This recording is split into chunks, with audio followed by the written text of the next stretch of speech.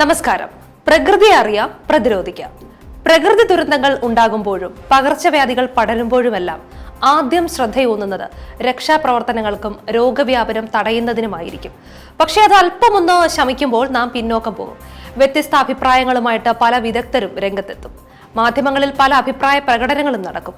ഓരോരുത്തരും തങ്ങളുടെ അഭിപ്രായങ്ങൾ സാധൂകരിക്കാൻ കിണഞ്ഞു പരിശ്രമിക്കും. ഇതെല്ലാം കണ്ടും കേട്ടും ജനം അന്താളിച്ചു നിൽക്കും. മുല്ലപ്പെരിയാർ വിഷയം തന്നെ എടുക്കാം. 1.5 നൂറ്റാണ്ടിന്റെ പഴക്കമുള്ള അണക്കെട്ട് പൊളിച്ചു പണിയണമെന്ന് ഒരു കൂട്ടർ, സുർക്കിയിൽ തീർത്ത അണക്കെട്ടിന് യാതൊരു കുഴപ്പവുമില്ലെന്ന് മറ്റൊരു കൂട്ടർ. ജസ്റ്റിസ് KT തോമസിനെ പോലുള്ളവർ പണ്ടേ പറഞ്ഞു ഡാമിന് കുഴപ്പമൊന്നുമില്ലെന്ന്. ഇപ്പോഴും അദ്ദേഹത്തിന് ഇതേ അഭിപ്രായമാണോ എന്നറിയില്ല. പുതിയ അണക്കെട്ട് എന്ന നയത്തിൽ ഒരു മാറ്റവുമില്ലെന്ന് ജലവിഭവ മന്ത്രി റോഷി അഗസ്റ്റിൻ വ്യക്തമാക്കിയിട്ടുണ്ട്.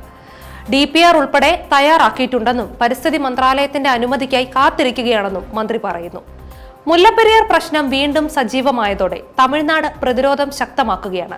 തമിഴ്നാടിന് ജലം, കേരളത്തിന് സുരക്ഷ എന്ന വാദമുയർത്തി പ്രശ്നം പരിഹരിക്കാനുള്ള ശ്രമമാണ് നടക്കേണ്ടത്. ഇക്കാര്യത്തിൽ പക്ഷം ചേരലല്ല, ജനങ്ങളുടെ രക്ഷയാണ് പ്രധാനം. വയനാട് ദുരന്തം മുണ്ടക്കയിലും ചൂരൽമലയിലും കനത്ത നാശമുണ്ടാക്കിയത് ഉരുൾപൊട്ടലിനിടെയുണ്ടായ ഡാമിംഗ് ഇഫക്റ്റ് മൂലമാണെന്നാണ് സംസ്ഥാന സർക്കാർ നിയോഗിച്ച വിദഗ്ധ സംഘത്തിന്റെ അഭിപ്രായം. ചെറിയ പ്രദേശങ്ങളിൽ ചുരുങ്ങിയ സമയത്തിനുള്ളിൽ പെയ്ത അതിതീവ്ര മഴയാണ് ഉരുൾപൊട്ടലിന് കാരണമായതെന്ന് ഭൗമശാസ്ത്ര പഠന കേന്ദ്രത്തിലെ ശാസ്ത്രജ്ഞൻ ജോൺ മത്തായിയുടെ നേതൃത്വത്തിലുള്ള സംഘം വിലയിരുത്തി. പരമാവധി 1.5 കിലോമീറ്റർ ദൂരം ഒഴുകിയെത്തി ശക്തി കുറഞ്ഞ് അവസാനിക്കേണ്ടിയിരുന്ന ഉരുൾപൊട്ടലിന്റെ പ്രഹരശേഷി അണക്കെട്ട് പ്രതിഭാസം മൂലം 7 കിലോമീറ്ററിലധികം വ്യാപിച്ചു എന്നാണ് ഭൗമശാസ്ത്ര സംഘം വിലയിരുത്തുന്നത്. ഇത്തരം സങ്കീർണമായ ഭൗമ പ്രതിഭാസങ്ങൾ പലതും ഇപ്പോഴും ശാസ്ത്രത്തിന്റെ കൈപ്പിടിക്കകലെ തന്നെയാണ്. വയനാട്ടിൽ മൺസൂണിൽ ഒരു ദിവസം ലഭിക്കുന്ന മഴയുടെ ശക്തി 10% കൂടാൻ ഇടയായത് കാലാവസ്ഥാ വ്യതിയാനം മൂലമാണെന്ന് വേൾഡ് വെതർ ആർട്ടിബ്യൂഷന്റെ പഠന റിപ്പോർട്ടിൽ പറയുന്നു. തീവ്ര നാശം വിതയ്ക്കുന്ന കാലാവസ്ഥാ വ്യതിയാനങ്ങളെക്കുറിച്ച് പഠിക്കുന്ന 24 രാജ്യങ്ങളുടെ കൂട്ടായ്മയാണ് വേൾഡ് വെതർ ആർട്ടിബ്യൂഷൻ. അന്തരീക്ഷ താപനിലയിൽ ഉണ്ടായിട്ടുള്ള വ്യതിയാനം കനത്ത മഴയ്ക്ക് സാധ്യത വർദ്ധിപ്പിക്കും. ഉരുൾപൊട്ടൽ ഉണ്ടായ ദിവസം വയനാട്ടിൽ പെയ്ത 14 സെന്റിമീറ്റർ മഴയാണ്. ഇത് ലണ്ടൻ നഗരത്തിൽ ഒരു വർഷം ലഭിക്കുന്ന മഴയുടെ 1/4 ഭാഗത്തോളം വരുമെന്ന് പഠന സംഘത്തിലെ അംഗവും ലണ്ടനിലെ ഇംപീരിയൽ കോളേജിലെ ഗവേഷകയുമായ മറിയം സക്കറിയ പറഞ്ഞു. ചെലവ് കൂടുമെങ്കിലും ചെരുവുകളും മറ്റും ഭൂമിശാസ്ത്ര പ്രത്യേകതകളും കണക്കിലെടുത്ത് ഉരുൾപൊട്ടൽ സാധ്യതാ മുന്നറിയിപ്പ് നൽകാനുള്ള ശാസ്ത്രീയ സംവിധാനം നടപ്പാക്കിയാൽ മാത്രമേ നാശനഷ്ടങ്ങൾ കുറയ്ക്കാനാവൂവെന്നും പഠന റിപ്പോർട്ടിൽ ചൂണ്ടിക്കാട്ടുന്നു.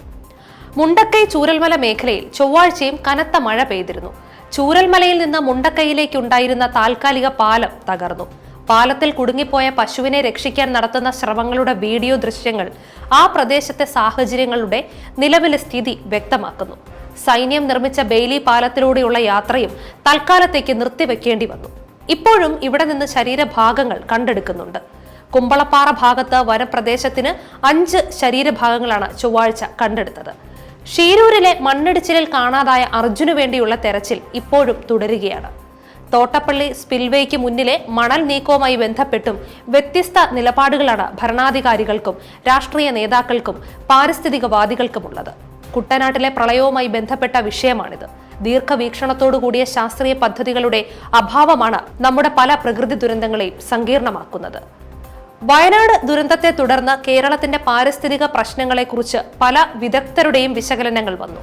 പശ്ചിമഘട്ട വിഷയവുമായി ബന്ധപ്പെട്ട് പലരും ഉയർത്തിക്കാട്ടുന്ന പരിസ്ഥിതി ശാസ്ത്രജ്ഞനാണ് മാധവ് ഗാഡ്ഗിൽ.